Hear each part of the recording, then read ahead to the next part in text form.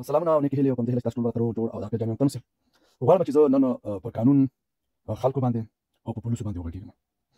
کله چې موږ تاسو په قانون باندې پوه شو او قانون وپیژنو بیا نو زموږ ټول مشکلات حل کیږي زه غواړم چې په دغه حق باندې خبرې وکړم ځکه چې دا ډېر مهم دي که چیرته موږ قانون وپیژنو نو زموږ ټول مشکلات سره حل کیږي بدبختي هم همدا ده چې هغه چارواکي چې په حکومت کې دنده لري یا حکومت کې اوسي یا مثلا په نورو برخو کې کار کوي او خو د لوی خلکو سي رسیدلي خلکو سي هغوی هم قانون ماتوي د همدې وجې نه چې دوی په قانون باندې نه پوهېږي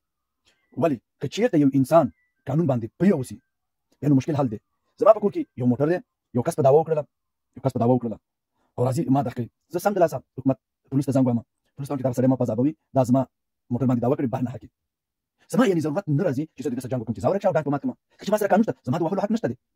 پولیس ته زنګ ووایم دغه د شای داول هغه بیا رخصه هغه سړي ته وایي چې ته په دې سړي داول لري د دعوې دپاره کوم سند لري څه لري چې تا وایي چې زه په دې خپله دعوه کې رښتینی یم وښایه ثبوت کړه نو هماغه دی چې دعوه وکړي نو ثبوت له ځان سره نه لري هغه حکومت ورته وایي یا پولیس ورته وایي چې ځه لاړ شه لکه د دې شخص هېڅ جنګ ته ضرورت نه راځي ځکه چې دا قانون پېژني هغه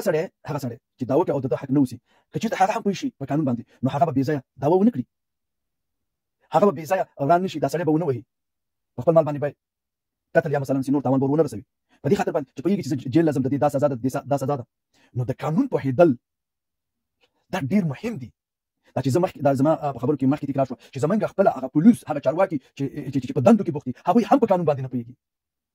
نو همدغه دی چې مشکلات خورا زیات دي په افغانستان کې فرض مثال یو سړی دی راځي هغه ته وایي چې والله که راستون شي ماشه ورته کش کړه ویې ولي ځکه چې هغه په دې نه پوهېږي چې زما کار څه دی او که زه چېرته دا کار وکړم د دې سزا څومره ده نو خبره ټوله د علم ده د پوهې ده که چېرته یو انسان په قانون باندې خبر اوسي ضرورت جنګ ته مطلقا نه راځي یو عاجز سړی کولی شي ډېر به غریب اوسي ډېر به بېسوره اوسي هغه به له ځان سره یو موټر لري څوک ترېنه دعوه نه شي پوهېږي زه حکومت زورور دی حکومت ته رجوع کوم حکومت ته زنګ وهمه پولیس ته زنګ وهمه نو راځي زه ورته خپل اسناد ښیم چې دا زما مال دی دا سړی مې درکوي سم د لاسه ورته چې ته وښیه سند هغه سره نشته دی هغه پولیسان مخکې کوي دلته مهمه د قانون ده اوس فرض مثال یو څوک راځي زما د افغانستان حالت داسې دي چې یو څوک په ما باندې راځي او زما چې دا موټر زما دی سم راشم زه دغه چې ډانګ پسې روانم او ویې وهمه سر په ما کړم دغه په ما کړم بیا چې پولیس راځي ولې دا ده وکړه دغه ټکي ته اشاره ده چې ستا وهلو ته هېڅ ضرورت نه راځي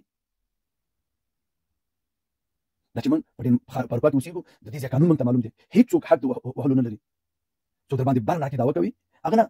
پولیس راځي ورته ووایي چې تا په دې سړي باندې دعوه کړې ده سند راوښیه هغه څه دي چې ته په دعوه کوې ثبوت کړه چې دا ستا دي حتمي به ورته یو رسید ښیي یو اسناد ورته ښیي چې دغه شی زما دی نو په هغه صورت کې چې اسناد درسره وځي دغه نمبر پلیټ دی د موټر دا نوم دی په دغه باندې نو بیا ورته دغه صحیح ده نو دغه نه یې ولر اخلي حکومت ستا ټول مشکلات در حلوي ولې ته چې قانون وپېژنې نو دا خبرې وې په همدې هیله چې حکومت هم داسې خلک وګماري چې په قانون باندې پوهي او د مسلک له مخې خلک وګماري او هم افغانان تعلیم ته او په قانون باندې ځان پوه کړي ځکه چې حق ته رسول د مسلمان وظیفه ده نو دا ډېرې مهمې خبرې دي که چېرته موږ او تاسې قانون وپېژنو نو موږ ته ډېر زیات حوصله رابخي ضروري ده چې تشویش ورته وکړم ضروري ده چې ووېرېږم زه پوهېږم چې دا مال زما دی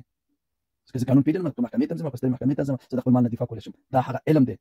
دا هغه علم دی چې ته په قانون باندې پوهېږي تا ته سهولت راوړي او ستا فکر او ذهن ارامي او ته ډېر ښایسته ژوند سفر کولی شي په همدې هیله چې یوه ورځ راشي چې د ټول افغانان د ښایسته علم څخه برخمن شي او په ارامه فضا کې خپل راتلونکي ژوند سفر کړي ځکه چې تېر شوی ژوند خو هېڅ